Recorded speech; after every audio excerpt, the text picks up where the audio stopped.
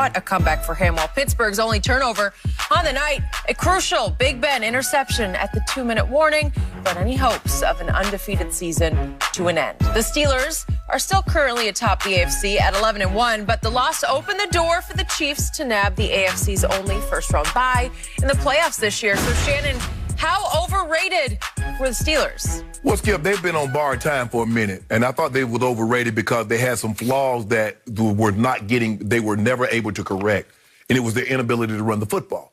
And I said, I just don't believe you can be this one-dimensional. Now, it's not like they have this great aerial assault. What they do is that Ben gets the ball out of his hands really quick, and he has smallish guys that can make you miss, get great yards after the catch. Deontay Johnson, Juju. They got guys, Claypool has been unbelievable, Skip. Ebron. So they've got those guys. What they do is that they put Ben in the shotgun, and he's like, okay, Ben, get the ball out of his hand, because nobody gets the ball out of his hand as quick as Big Ben. And guys make you miss, and they're getting first down. But at some point in time, Skip, you got to run the football. You got to be able to line up in a 4-minute, go 2 tight ends, get your 4-minute offense, and run some time off the clock. And they can't do that. 3rd down and 1-2, they got to throw the ball because their running game isn't very good. And so for me, I've always felt, and I just kept and Coach Tomlin kept talking about it. We didn't play good. Yeah, we won the game. We're happy that we won. But there are some things that if we don't get these things cleaned up, it's going to be a problem for us later down the road. And we see this come to fruition.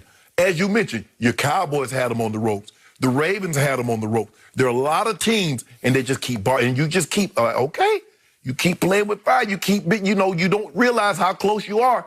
And sometimes, Skip, when you win games, you're like, oh, man, we won. We can correct that. This loss might do them better than going 12-0 because it's going to force them to look, guys, we got an issue that we need to get corrected. Receivers, Skip, and they went like a 2 series in a row, and they dropped like 4 balls in 2 series. I'm like, dude, how you do that? I don't know. Good question. And they just dropping balls left and right. But it was, I think, the biggest problem, because I think that's lack of concentration, Skip. When you catch so many, when you getting the ball, they run a lot of smoke screens, a lot of bubble screens and things, smoke routes, is that you're trying to run after the catch. And so it's a lack of concentration. You can fix that. But this running game, Skip, you can't be 29th in running the football, Skip. You just can't do it because teams are like, and you see what happened at the end of the game, a guy just got his hands up, carry him, and basically ends your hope. So I thought no one was really buying the Steelers, Skip. We barely been talking about it because we look at this team like, that is the most flawed 11-0 team that I had ever seen. And I've been part of a team that was they went 13-0. And I'm like, that's a very flawed team. And they're on borrowed time. Okay. And the time came due. All right. Point number 1. The defense was not flawed or overrated when it was healthy. Yes. When it was healthy. But you at can't full strength. Bud Dupree's gone. Okay, but Bush full gone. strength. Yeah. Oh, yeah. They legit. They still can get after you, even with those 2 guys out. The offensive line is not overrated. It's still legit. Yeah.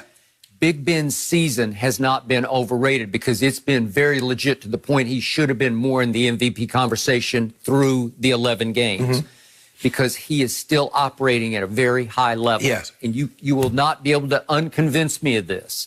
Yesterday, the game I watched, probably mid-second quarter, I thought Pittsburgh was going to win by 21. Seriously, it felt like they were going to win by 21 because they were doing whatever they wanted. They were just going up and down the field. Right. And they weren't cashing, but you just figured they were going to start cashing, and it was going to get way out of hand very quickly. And by the way, in the end, Ben's QBR was 63, which is above average, and Alex Smith's was 43. So you say, well, 63 over 20 points higher. But what happened? Well, here's what happened to me.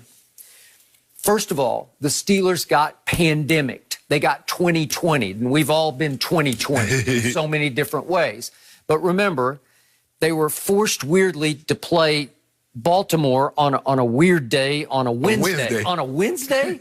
And nobody seemed to want to play the game on either side because the Ravens were COVID-racked, right? And remember, Robert Griffin after the game is saying, how dare you force us. It was his chance to showcase himself. But the point was, nobody on either side seemed to have their heart in it because it's hard to, because you're going out there thinking, am I going to get it am I going to exchange saliva with somebody, And what did they play, 3 games in 12 days? Right. because it's horrible, because then the Wednesday forced them to go short week to a weird Monday start at 5 p.m. and you don't start Monday Night Football games at 5, right? Right. So everybody's scared and out of sync. We're 2 o'clock. We're 2 o'clock Pittsburgh time. Right.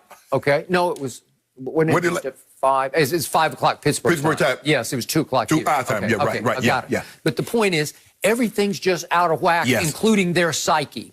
And then what happens going into the game? Well, obviously, as you just pointed out, they had lost Bud Dupree. He's the bookend pass rusher, and he takes the pressure off TJ. So now I was watching last night. They were like triple teaming TJ because you can. And he's still getting home. And he's still occasionally getting loose and getting free. They had lost their other starting cornerback, Steven Nelson, was out last night. I don't know what happened, but he was gone. And then right away, early in the game, Robert Spillane, who took Devin Bush's place and had been playing at a high level, he got hurt on a pass rush. He came down wrong on his knee. And then all of a sudden, later in the second half, Joe Hayden was lost. Well, now, okay, now you're about to get average on defense. Well, Skip, we always talk about, and you hear guys talk about playing that Sunday, Thursday game. Yep. But just imagine another 3 games. Skip, that's a lot. That body wasn't made, I don't know if body was made to play football. It definitely wasn't made to play football 3 games, NFL football in 12 days. No. You're asking an awful lot. I agree. And James Conner, their one credible running back, is still on the COVID list. Yes. Whew. And finally, it came down to your kicker, Chris Boswell, who's really good. Yeah. He's out with a hip injury. So the crucial play comes down with about 5 minutes left. It's 4th and 1 all the way down at Washington's 28. You could have kicked a field goal. It's tied at 17-all, and here's the play. And Anthony McFarland, the third string back, comes in. And it was kind of a wheel route, but it was kind of like a he ran like what we call sluggo. It's a sluggo. It is a slant and go. Yeah. So it's not really technically a wheel route where he wheels. Right. But the point is, he's caught 5 balls all year, and now you throw him a difficult back shoulder ball up the field. That's not a receiver. Okay, well, what's he going to do? He's not going to catch it, right? No, he's not. And it wasn't a terrible throw, but it was a hard catch. Right. It was a hard catch for a wide receiver. Being through it like he's throwing the ball to Juju or Deontay Johnson or James Washington. Or Lynn Swann. Right.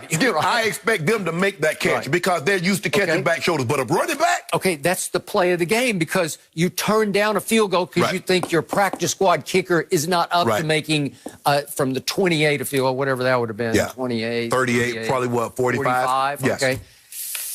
You got to be able to make a 45-yard field goal to go ahead 2017 with 5 minutes left. Well, let me ask you a question, Skip. If the score was tied and you got 10 seconds on the clock, or 20 seconds on the clock, are you going to attempt a field goal or are you going to go for it? Because I believe you kicked it. Why'd you bring the guy in? The guy had to show you, Skip, he had range from at least that distance. You would think so. I don't know. I ain't signed no kicker, Skip, if practice, as far as he can make it as a 40-yarder. Ain't no sense in Okay, so then we get to the drops. I have no idea, but this team seems distracted because I thought Ebron dropped 3. They had him for 2, and Deontay Johnson had 3. No, they gave him 3. Juju had 1. And it's 7 total, yes, which is the most this year, and I think it's the most Pittsburgh's had in 15 years. But, Skip, I watch them every week, and they drop a lot of balls. Yep.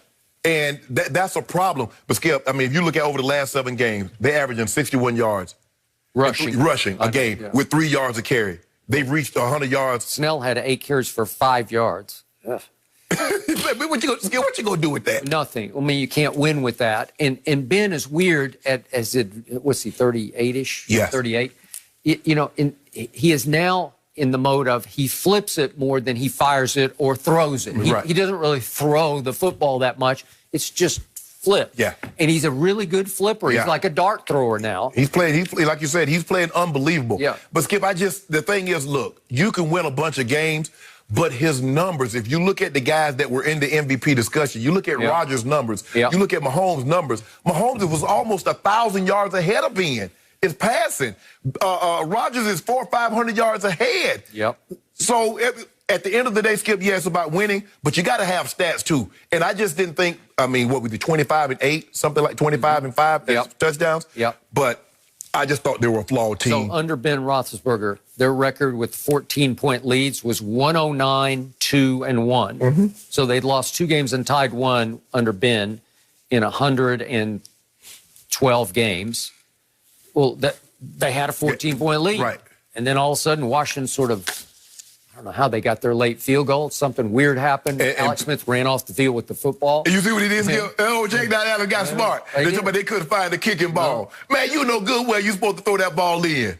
Well, they got their late field goal, and it tended to just shift the whole momentum going into the second half. Here we are. Mike Tomlin probably said, you know y'all screwed us, right? Well, you know what happened. Okay. The NFL probably going to fine Alex Smith for that one. They probably should fine him for that. I agree. Although Alex Smith is now going to be the runaway comeback player of the year and should be. Well, Skip, the moment he stepped on the field, it was over. Yeah. I mean, he didn't have to throw a pass, a touchdown, or anything, let alone win the best right and win the division. He might get it for the next couple of years. They might name the award after him. And his head coach has been through a round of chemo, so he's the comeback coach of the year, right? And then Skip, they stepped up. I mean, he stepped up. He got spiked, and he's bleeding. He's bleeding all over the place. Yeah, that was weird. It was. Wow. Yeah, but you can't deny the comeback. That's he's been unbelievable. Also, last night, Josh Allen had a huge game and a win against the Niners. Has he proven, though, he's actually better than the 2018 #1 overall pick, Baker Mayfield? I have a feeling someone may have